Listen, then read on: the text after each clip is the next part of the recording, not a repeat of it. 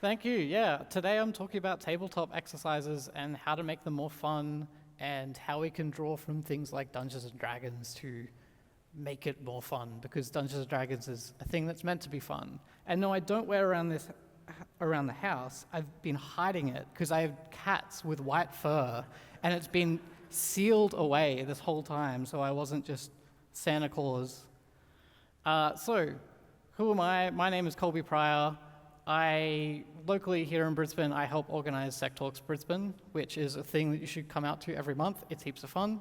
I'm a security engineer at a company called Octopus Deploy, but more importantly, my Dungeons and Dragons experience started off with Dungeons and Dragons 3rd edition. And some of you may know that, you can recognize that. Maybe there's some greybeards that started out with Advanced Dungeons and Dragons. But the way I could describe this as currently where I'm at is I'm not into D&D, I'm into TTRPGs because WOTC went WTF on... People are laughing. Oh, thank you. Yes, my people. You can take slides if you want. I put in a QR code right at the end, which will link to all the slides, but, take photos because they're cool. But more importantly, cat tax. Here's my 2 cats. It's Bandit and Cheeto. They're the best. So, tabletop exercises. A lot of you may have had to do a tabletop exercise for one reason and one reason only, and that's because it is a compliance checkbox. And unfortunately, when something is a compliance checkbox, it's not always the most exciting thing, and it can be a little bit boring. But I would challenge that and say, for once, this isn't compliance's fault. I actually think it's our own fault, because as far as compliance is concerned, they're pretty loosey-goosey. They're just like, sit around a table, talk about what stuff that happens. The tight definition isn't even really that strong. They're just like, you don't even really have to do it. Just write documentation to say that you did it. Wait, sorry, SaaS vendors. No, we do it, but it's not really strict on what you have to do. Is it effective? Is it not effective? You just have to sit around and talk about what happens if an incident was to occur. And why is that? Tabletop exercises are super fun. Like, attackers are really creative. Security is cool. You're telling me this is a situation we get to, put all of our work aside for a bit and, theory craft what would happen if our whole business went kaboom? The hackers actually got in and what would happen? That's fun. Why are we getting more into this? Why do we let compliance make this boring? Sorry, compliance people, I love you, but... So I've kind of split this into two main sections. One section is, how do we design tabletop exercises to be more engaging? And through being more engaging, they're more effective, but also more fun. And the second half is things we can do at the table to actually just make it more engaging as you're running things. So I've got my, wizard hat. I don't have a wizard hat. I put on my wizard robe and hacker wizard hoodie of +1 opinions. So here are my opinions on how we should be doing tabletop exercises. So first off, scenario design. We have to think about what our threat actor is and what are they motivated by. We do want to do important things like the big scary DDoS demon and its legion of botnets that will DDoS your whole company. It's a really important exercise you have to talk through. But please just don't make it this big, boring, faceless demon who is DDoS for the DDoS gods. Think about it a little bit more sophisticated. Maybe your attacker, they're more sophisticated in terms of what they want. They don't want to just bring your business down. Maybe they want to go after one of your customers of your business. Maybe you're just a stepping stone in a greater plan.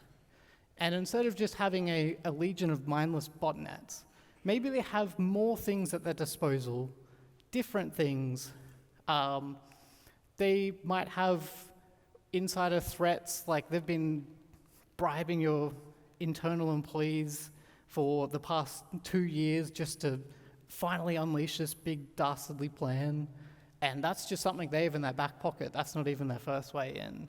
So think about not just one thing they have at disposal. Red teams all across nation states and stuff, like it's just big business. They have to come in every day at work. They have to clock in and request days off from HR. It's a sophisticated organization, and we need to treat them like that. So once you have your actor motivation, you also have to think about player agency. Where'd the road go? People are going to treat this weird because you're not doing a normal incident response. Really, like I know we're trying to do a normal incident response, but we're gathering around a table knowing that there's going to be a security incident before it even starts. So the second the tiniest little thing happens, maybe someone just goes, nah, EDR, block the whole device. And maybe that does stop the attacker, but you're looking at this from a lens of, I know that there's attackers out there and it's going to hit today. But in real life, that's not really going to happen. And if you start going around smashing people's devices, you're not going to make friends very fast. And people are going to try to jump straight to the final conclusion because they know there's an attacker. And they say, oh, I'll immediately jump in and look at the logs of this thing. And you may not necessarily have the right indicators to know that. So tying it back to Dungeons & Dragons, your rogue's going to try to run around the back and just steal the treasure without fighting the big bad. Why would I go through all the layers of this castle and fight the skeletons and fight the zombies and screw that? We've contracted a flying machine and we're gonna fly into the top window and just steal the treasure and get out. So you need to think about what will happen when people jump the gun. How do you handle that? And then also, how does the attacker handle that? Because you have to consider your failure states. If the rogue tries to sneak in all by himself, it's go hard or go home, really. He's either going to come home with all the treasure or he's going to come home as a thrall and then betray the party at the moment that they least suspect. And that all very much ties into instant response of the attacker is not just going to have this big treasure chest by the window. If they knock down one thing, they'll have something else. So another thing is when we start an incident response, like a tabletop scenario, it can be easy to jump straight into, okay, the attacker is doing this, you've got an alert. But you really have to map out all of the things that happened before that. Maybe your vampire was in love with a witch and the party was hunting down this evil witch and they came along and they were like, she's bad, and they burned her. And now it's personal. All this stuff is kind of happening before we actually even get to the vampire. We didn't know about him at that point. And in the same way, if an attacker is going up after your business, they're not just going to kick down the front door and be like, hey, we're hacking you now. They may have been planning this out for months, if not years. And if they're doing something like that big dramatic door kick down, that may be a big scary DDoS to distract you from what they're actually doing over on the side. And you just have to think about how that affects your NPCs. Your help desk is your NPCs.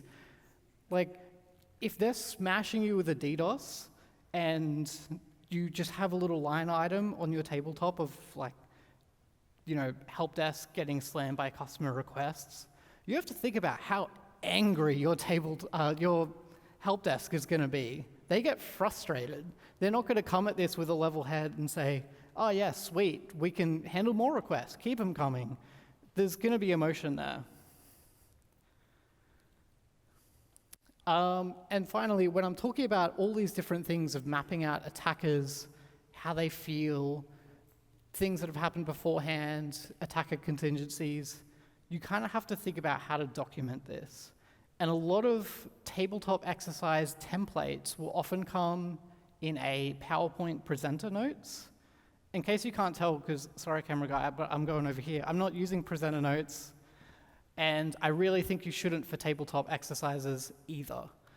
They will only distract you because you'll learn to run a tabletop through a series of injects of like, this new thing happened, this new thing happened. And when your players inevitably smash through the back door and tackle things out of order, it's going to mess up your whole PowerPoint because like your presenter notes are per slide. So really, you need something more visual. And this is something I stole from a D&D YouTuber, but he does amazing notes. And really, you do want a visual representation of what your attacker is doing, both before the tabletop exercise hits and what will happen during it. But with your things like motivation, you know what tools they have, you can start to kind of plan out contingencies and think about if the party, your SOC team, does do something a little bit unexpected, what are their other avenues in? How are they going to handle what happens when one of their advances gets blocked? Because they're not just going to give up and go home. And player handouts are really fun in both D&D and tabletop exercises. We also tend to think that people are really nice and good at communicating and useful when we run tabletop exercises. We just seem to forget what it's like in real life. But screenshots of Slack or emails are really fun to like just dump out in the middle of a tabletop exercise. You can go to the effort of like a screenshot of like a compromised website or some logs or something like that, but people don't just say, hey, I ran this file and now CrowdStrike came up with a pop-up. They say, my computer's running slow today and it's your fault and I'm angry, and you kind of have to work your way there. So that's all the stuff of prepping to make a normal tabletop exercise a little bit more fun. But I think more importantly, the stuff we can do at the table to be more reactive. And this goes, again, whenever I say party or SOC team, they're interchangeable because it can be really hard to handle the chaos. Players are chaos. Like, you're kind of throwing down a gauntlet almost to say, hey, someone's going to try to hack you. Are you good enough? And they're going to be jumping at the bit to say, no, we stopped them, we did them. They'll come out with anything creative. And you need to be able to handle that and roll through with it. So one thing that this isn't even like necessarily like agreed upon within the D&D community, but I think the most fun game is when you lead with principles and follow with rules.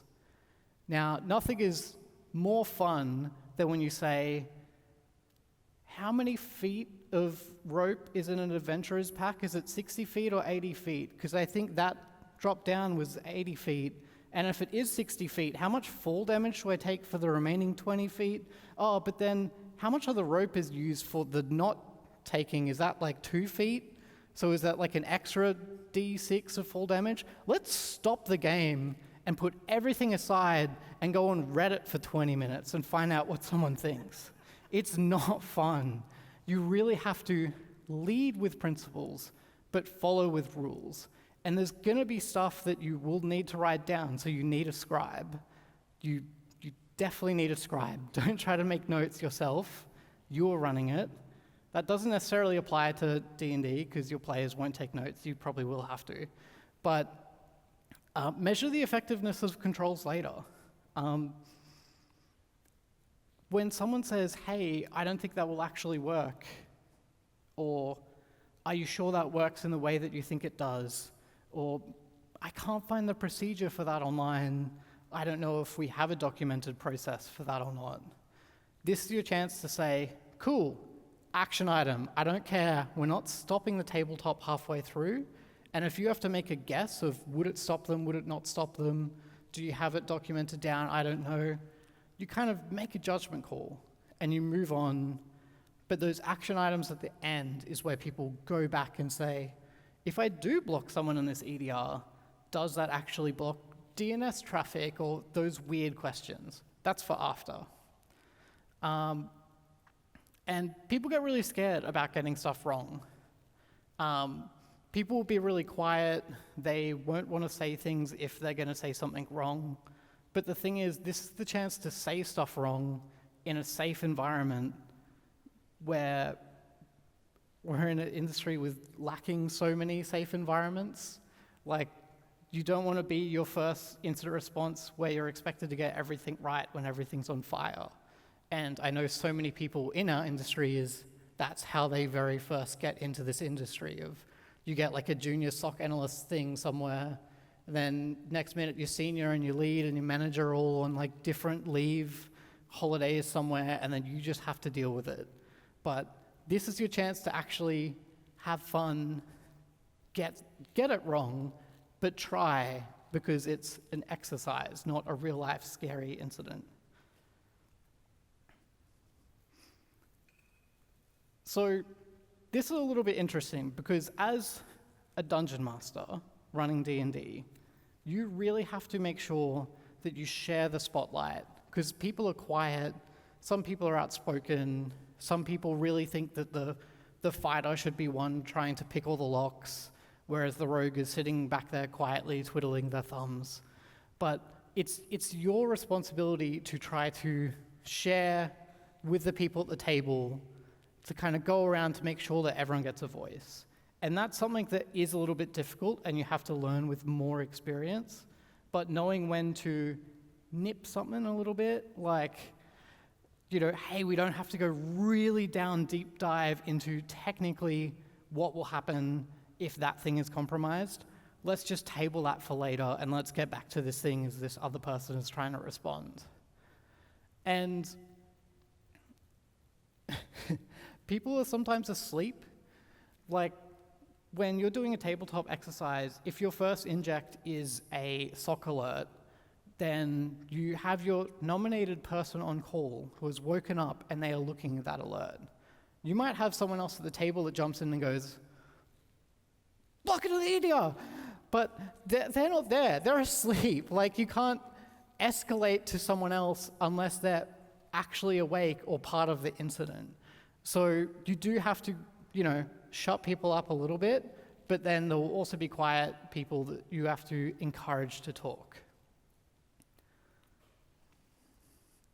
Keeping it flowing, I'm kind of talking about the same theme here over and over again, but a tabletop exercise is an exercise you don't need your laptop for. Granted, you can have your incident response documentation, and people don't necessarily want to print that out all the time, so by all means you kind of can have your laptop, but this is not a functional exercise. NIST, I'm a NIST nerd, they have tests, exercise, and training, the TT&E program. Exercises has like 2 sub-things, one of which is tabletop, sit around a table, talk about what would happen, and the other thing is a functional exercise. So if you've never clicked isolate hosts on the EDR, if you've never clicked reset someone's password, kill all their sessions, if you've never clicked restore DB from backup, then a great way to learn how that stuff works beyond just reading the documentation is actually get hands-on, go and mess around with it. That's functional exercise. If you want to play a video game, go play Baldur's Gate. Like, it's really fun, but it's not D&D at the end of the day. Like, damn, I've gotten close with the third one. But at the end of the day, it's still a linear narrative video game that does calculations for you. It's something different, it's great. But running a tabletop exercise, you don't want people to be jumping onto systems and messing around with it, because it's just going to pull a handbrake where everyone is sitting there quietly while someone is messing around with stuff. So again, document possibilities but don't explore them. If someone says, hey, what would happen if we actually did this, and it's like a complete unknown to everyone, and it's just something that's popped into your mind because of the situation you're in, that's really great, and you should capture that. And that's why we run tabletop exercises, to find out the ways that we would think during these scary situations. Don't stop halfway through the tabletop exercise as someone flicks out the player's handbook to figure out what would happen if you ran this command in all these different platforms. And finally, if someone's stuck because we are forcefully pushing people into an uncomfortable position, like what happens when your CEO has malware on their device and they're threatening to fire you if you don't fix it magically without a data breach. That's really scary, and it's a really scary position to be put in, and you could totally freeze up about it. But we are all here as a team, and we're not going to sit here like looming over you, waiting for you to respond. At the end of the day, again, it's still an exercise, so give someone a primer and they can start going with it.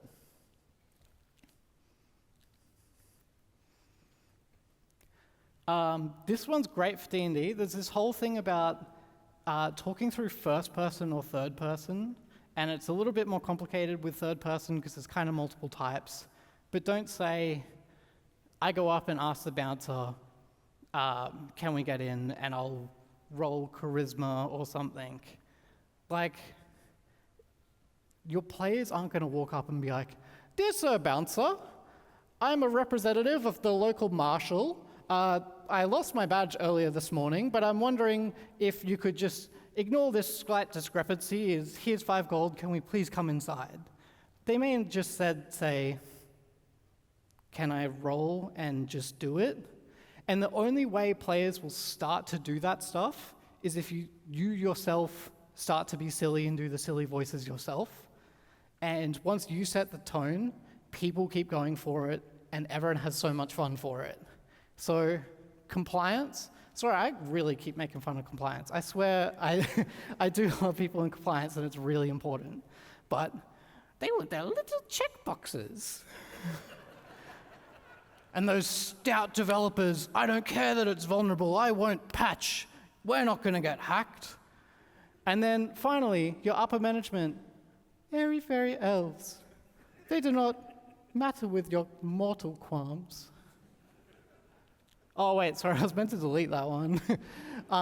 Yeah, don't do that. Do that for D&D, but not for tabletop exercises. You'll get in a lot of trouble. But wasn't it fun? Finally, and this is kind of wrapping up a lot of the previous advice, but putting it into one single important thing. And this is really, really difficult. And again, this is a skill that the more you do it, the better you'll get at it, so you can just keep trying. But non-linear and collaborative storytelling. You are not writing out an attack chain saying, the attacker did this, and then they did this, and after they do this, the SOC team, they're going to do this, and then we're going to do this. It's just this linear, boring railroad, and no one's going to get really excited about it. So all the time, when you run tabletop exercises, this is like your one chance to drag those like little sysadmin and dev gremlins that don't want to talk to you otherwise, and you get to talk about security stuff. And all the time, you'll hear these phrases of, ooh, did they find this thing? And you're like, what thing? What are you talking about? And like, oh, you know, that like back-end old system that's unpatched and it has backdoor access into all the prod stuff for legacy reasons? I'm like, no, tell me more. Because I, as security, are coming in from my own perception, but the perception of an attacker is going to be very different. They're going to jump in there and they're going to probe and look around to all different random things, and if they can see something, they will jump on it and run with it. Now, having said that, another skill that's kind of complex and you have to build it over time is time management. So don't go crazy. You'll schedule in a tabletop exercise for a certain amount of time and respect people's time. Don't run over that meeting really far. So try to explore these things. Maybe you can have like a little short table to plan around it of, hey, what would happen? And you're like, that sounds really cool. Let's stop it there. Let's go back to the original plan, because we're getting down a rabbit hole. If we come back, we'll still be able to finish on time, and we'll document that as a future investigation avenue. And maybe we'll run a tabletop on that in the future. But it comes out in so many different ways of, hey, shouldn't we also do this other thing? Or are you sure that the attacker wouldn't have just looked and gone down this much easier path? You can mess around all you want, but really the subject matter experts are the devs and the sysadmins and the people in these teams, and they will know more about the attack avenue than you. So, they're just a recap of the headings that I put in. This is a bunch of different ways that you can make your tabletop exercises more fun, but also more engaging. And really coming back to that initial thing of compliance is boring, they're not boring. They just say that we have to do this. We're the boring ones if we don't make it fun. The rules on compliance are so high level with this stuff, we just have to do it. Like, it's easy. So if you start actually running tabletops but make them more fun and more engaging, people will think you're cool, they'll think security's cool, the whole culture will get better for it, but also a lot of other people also run tabletop exercises. It's not strictly just a security team thing. Dev teams are really concerned with business continuity, what happens when different services go down. It's a thing that really happens all the way across the whole company. So that's my talk. All of these things you will try and you will fail, and I have failed a whole bunch. It is difficult when you're pushed in front of a whole bunch of people and you're trying to run through this stuff, but the more you try, the better it will get. So thank you. Let me shake your hands. Thank you. I was hoping you were going to do the voices for a second there. You were like, here's the voices, and I thought you were about to jump, but you did them, which is awesome. That was epic. Thank you so much. We are going to break for lunch now. There's just a couple of things I wanted to mention. The actual badges that you've got today, they're seed cards. So if you haven't seen those before, there's little seeds embedded in them, and it says what it is down in the corner. You just literally chuck them in some dirt and water, and they will grow. We also very much recognise some people might not want them. Some people might not be able to keep them, especially if you're headed back to Tasmania or Western Australia. Biosecurity laws means you can't take one of these. We have a box near the Rego desk at the front. So if you can't take it with you or you don't want to, no worries, just drop it back in there and we'll make sure it finds a good home. We will be back at 2 o'clock. You've got an hour for lunch. There's food trucks out the front, cafes across the road. There's a Japanese food festival happening as well, so there's plenty of space.